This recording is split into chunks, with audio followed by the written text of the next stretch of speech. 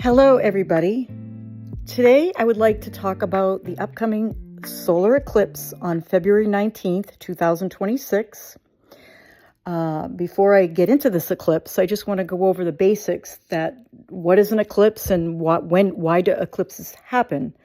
So eclipses happen when the moon blocks the light of the sun. This is for a solar eclipse. We have solar eclipses and we have lunar eclipses. There's 2 eclipse seasons in a year. One is a north node eclipse, one is a south node eclipse. These eclipses, for example, new moons and full moons, are extremely activated and special new moons or full moons. So the nodes are mathematical points, okay? It's the 2 points where the moon's orbit intersects the sun's path. And in ancient tradition, the north node was called Rahu, which is the dragon's head, which is symbolizing we're learning to embrace new territory, and we have a hunger to evolve in that direction, whether we're conscious of it or not. Whereas the south node is called Ketu, the dragon's tail. These are ingrained, comfortable patterns that we habitually fall back into because that's what we're used to. That's what, we're comfortable with. This is also not just habitual patterns that are negative. These are gifts and talents we've come in with in this life, according to astrology and my personal belief system, as many others. Whereas the north node is a whatever sign it's in our natal birth chart and house. This is like a new territory. Like we're learning to embrace and evolve in that arena of our life. So, in the natal chart, these nodes act as guides for our evolution, like where we're letting go and where we're challenged to grow. Okay? So when we have a solar eclipse, the solar light disappears, the sun and earth and the moon line up. And if you think about it, the sun symbolizes clarity. So when this darkness comes, it can symbolize the shadow or the unknown or sudden ending or being in the dark about something, the unconscious. Excuse me. Eclipses are catalysts. We can expect sudden, unexpected events, disruptions or endings, sudden new beginnings, unreliable outcomes. We're in the dark during the eclipse. However, eclipses aren't always negative. We can experience positive experiences. It really depends on how the particular eclipse and what degree of the zodiac is on and where it is in our natal birth charts. For example, if this upcoming solar eclipse, which I'll talk about in my personal experience, is conjoin a personal planet or one of the 4 major angles, you can expect it's going to impact you significantly in a myriad of ways. So this particular solar eclipse is happening at 28 degrees of Aquarius. So now the eclipses have an 18 to 19 year cycle. The nodes have an 18 to 19 year cycle. However, every 9 years they reverse. So we will have eclipses in that same sign in 9 years, but they're in reverse, with the nodal axis. So the solar eclipses occur, or the lunar eclipses, both solar and lunar eclipses occur when the nodes are within 18 degrees of the sun and moon. So if it's beyond 18 degrees, that's not an eclipse. The closer it gets below 18, the stronger the eclipse. The effects, I find, can last 3 months before, 3 months after. Some say 6 weeks. In my experience, I've seen them last almost up to a year, okay? So it really depends. The actual eclipse lasts only for a few minutes to approximately to an hour. So, as I said, we have 2 eclipses every year, one in the north node and one in the south node. So now, you'll hear the terms karma, fate, dharma associated with the nodes and eclipses. Okay? This just goes back in history and experience, and kings died when they had solar eclipses back in history. The eclipses were foreshadowing a major event because the sun rules kings. Okay, that's just one historical example. So the eclipse on February 19th is in what we call Saros Series 10 North, and I'm referring to Bernadette Brady's work, her book called The Eagle and the Lark. And I'm going to quote briefly. She says, every eclipse belongs to a particular Saros series, which has its own birth chart. The total number of eclipses in one series is between 70 to 72, but each series takes approximately 1,280 years to complete. If you're really interested, this is a lot. This book is a comprehensive deep dive into the eclipses and transits and so forth. Take a look at her book. You'll learn a great deal of information that's very detailed and fascinating if you're interested in this subject. So this is a North Node eclipse. So this is going to activate our desire or hunger for new experiences in our lives that further our soul's evolution.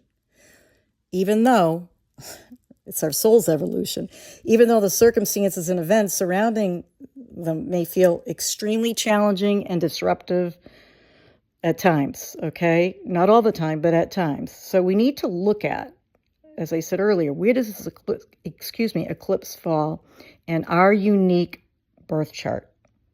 For example, is it occurring in our 1st and 7th house axis, the identity relationship axis, the 2nd, 8th house axis, personal resources, joint resources, and matters of death and rebirth, and 3rd and 9th axis, learning, short trips as opposed to higher education, travel, law, international travel, and belief systems and philosophy, and so on. So the Sabian symbol for this particular degree, the Sabian symbols I've talked about previously, they are degrees that are given a symbol that we can contemplate. This particular symbol, and I'm going back to Linda Hill's book, The Sabian Symbol. 28 Aquarius, and now the degree is always rounded up to the next degree. So if you look it up, it's going to be 29. But if you Google 28 Aquarius Sabian symbol under Linda Hill's Sabian symbols, and it's pretty much similar throughout all the symbolism, but maybe a little bit slightly different wording. A butterfly emerging from a chrysalis. This is something to contemplate if the eclipse is occurring on a personal planet or major angle of your birth chart. This particular eclipse is a doozy. It's going to square, and that's a challenge aspect. Okay, it can bring conflict, power struggles, delays, obstacles, sudden changes. It's going to square Uranus, the wild card planet, at 27 degrees of Taurus, which recently stationed direct. So this is radical and sudden change. Okay, Uranus symbolizes rebellion, freedom, innovation, or revolution. As I said, it's a wild card energy, and it brings the unexpected. It brings sudden changes or sudden breakthroughs, okay? What's even more fascinating is Saturn is the traditional ruler of Aquarius, and Saturn is moving into Aries today, okay, 0 degrees of Aries, and it's conjoining Neptune at 0 degrees of Aries. So the ruler of this eclipse is Saturn conjoining the once-in-a-lifetime Neptune at the 0 Aries world axis point. So this is suggesting a major new chapter, okay? Because wherever in whole sign houses you have Aries, you want to check that house out, as well as where you have Aquarius, okay? To kind of get an idea of how this may impact you. So I did my last podcast. I did discuss the Saturn-Neptune conjunction, but this is going to open up a brand new chapter in our lives, okay? This particular eclipse is happening in my 7th house of partnership and one-to-one relationships. And it's not on a planet. It is square my Venus in Scorpio, but it's on my part of spirit. What is the part of spirit? It symbolizes actions that we take to shape our destiny, our guiding spirit, our soul, the choices we make to fulfill our purpose. The lots are highly personal points depending on your birth time and so forth. Most often used, the lots are Arabic parts, and most often used the part of fortune, which represents the physical body, the part of spirit I just described, and the part of Eros, so the lot of Eros, which is about our soul and love and relationship. So now, the lot of spirit basically is linked to the soul.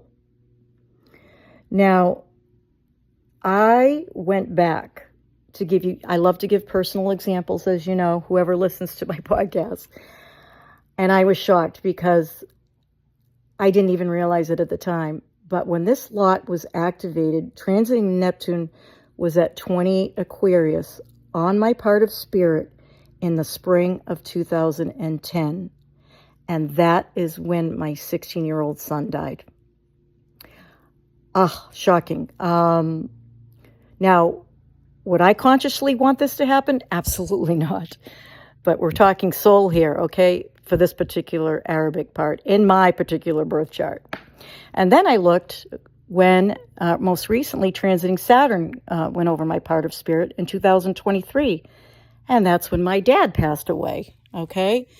And it impacted me significantly. I was devastated.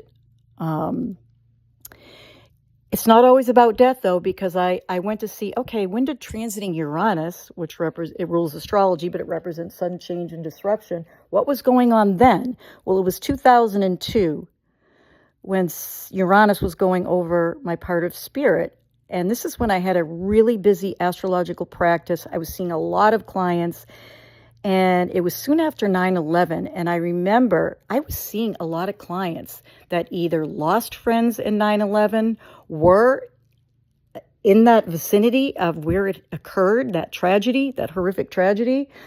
And I was using astrology to counsel these clients about their birth charts and how they were impacted, about all these philosophical things we talk about, and soulful things we talk about in astrology, okay? And then I said, well, because Pluto has yet to go over, Pluto just entered Aquarius, but it has a long way to go before it goes over my part of spirit. It's right on my Saturn at the moment, and I can discuss that another time, but transiting Pluto was squaring my part of spirit in 1995. At 28 Scorpio, transiting Pluto was 28 Scorpio. It was right on my part of my lot of Eros, which is love, love matters, and more. So 1995 was an incredibly significant year, okay? We built a larger home. And the eclipses were occurring in the 4th and 10th axis.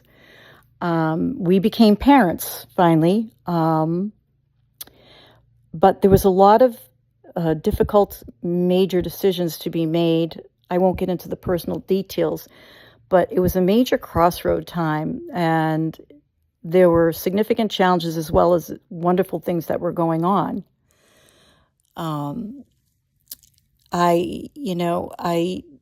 And getting back to most recently in 2023, when Saturn was going over, Saturn can also rule the archetypal father, so can the sun, but Saturn also. And so it's interesting because my father was living with me for a couple of years before he passed. He had lung cancer at the end of his life. He lived a long life. He died at just 2 weeks after his 93rd birthday. He was sharp as a tack until the end. He kept telling me in the winter of 2023 that he was ready to go. And we had so many philosophical discussions, and I was trying to be so supportive. And, I shared with him my philosophies about life after death. We became extremely close. I shared my faith, my belief systems. I supported him. I knew I had to let him go, and he wanted me to let him go. But I have to say it was extremely gut-wrenching and painful to do so. So that's another example. Please don't think that the eclipse is all about death, because, again, I'm talking about my part of spirit here. And I'm not talking about my sun, moon, Mercury, Venus, Mars, or one of the angles. As I said, when Uranus went over my part of spirit, that was a really fulfilling time for me. So the last time, if you really want to think about, well, when was the last time we had a North Node solar eclipse in Aquarius? Not at 28, but we had one in February of 2008, and I looked back. And it was fascinating. So it was in Aquarius. It was 18 degrees of Aquarius, the Sabian symbol, a forest fire finally quenched.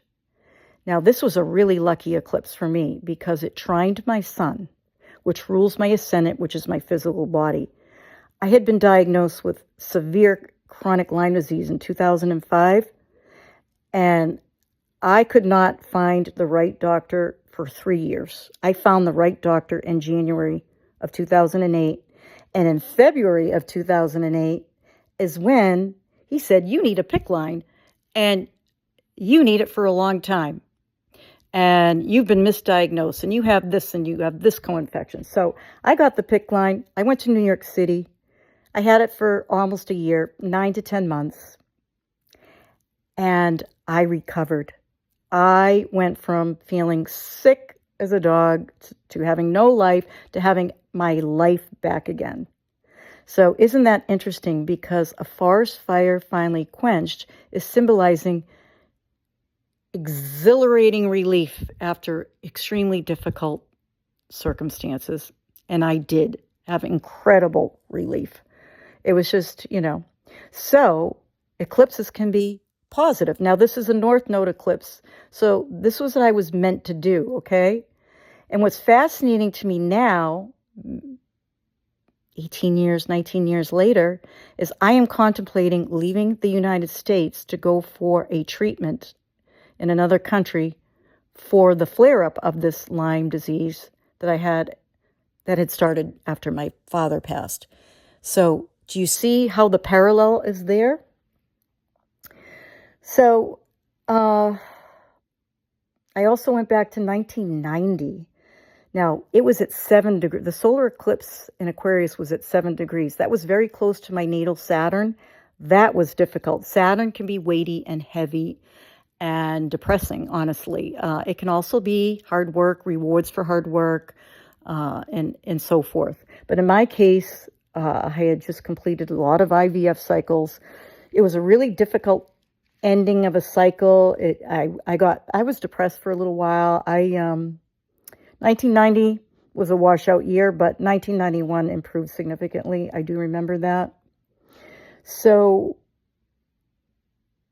let me see here. Yeah, these are all 10 North Saros series eclipses. So you can see in my particular situation how this was impacting my chart. So if you want to check out your own birth chart, feel free to contact me for a reading or look at your whole sign houses. You can go on astro.com and plug in your birth information and find out where 28 Aquarius is, find out where the Saturn-Neptune conjunction is at 0 Aries, and see if it's, interacting with any of your natal placements. And that's about it. But I want to say, if you want to reach me, you can find me at www.carolbellis.com or email me at carolbelliscoaching@gmail.com. And I'll be back soon.